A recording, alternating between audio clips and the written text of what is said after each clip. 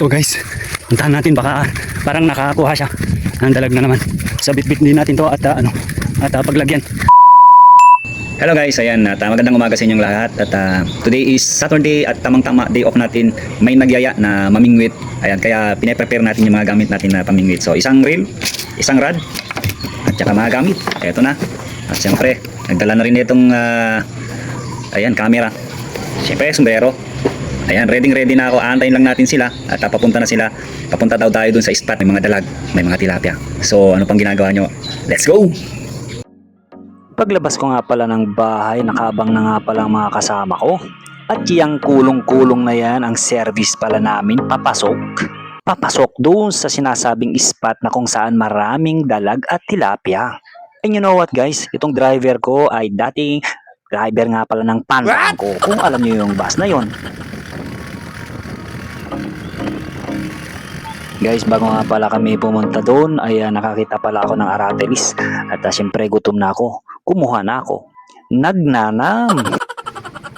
Eto nga pala, umpisa na ng baku-bakong daan. Nadaanan pala namin na ibang klaseng mga kalabaw. Oh. Hala, bakit ibang klaseng mga kalabaw yan?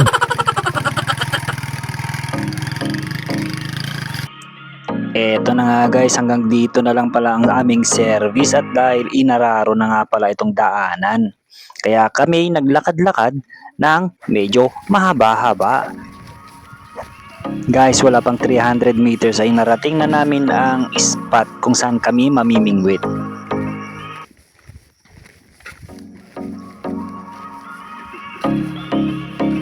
So guys, nakarating na kami dito sa may spot. At dahil nandito na nga kami, kanya-kanyang setup na ng aming pamingwit. At eto nga ang isa nakapagtapo na.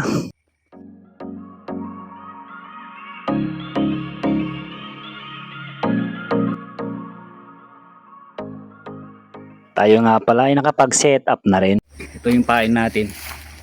So palaka guys, ito. So try natin. Gamit nating lure dyan guys ay artificial frog. Dahil nga pala dalag ang gusto nating hulihin.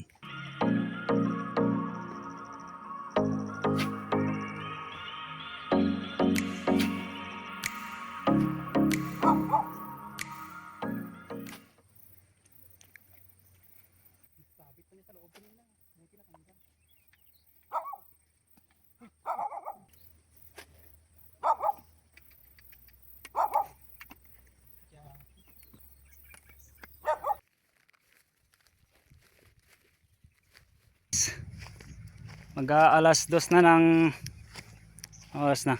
Mag-aala una na ng hapon, kaya lang wala pa tayong, malis tayo alas 9 dun. Pero wala pa tayong meron na tayong nakuha pero isang dalag. Ayan, ganda nga ng spot natin guys pero wala pa tayong ganong nakuha. Ayan, maganda balikan ito pag summer.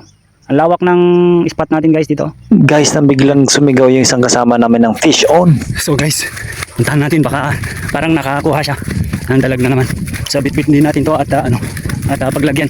Tingnan natin, mukhang nakakuha siya. Fish on daw kanina. Tara. So guys, balik tayo dun sa pwesto natin. At nakawala. Kaya balik dun tayo sa pwesto.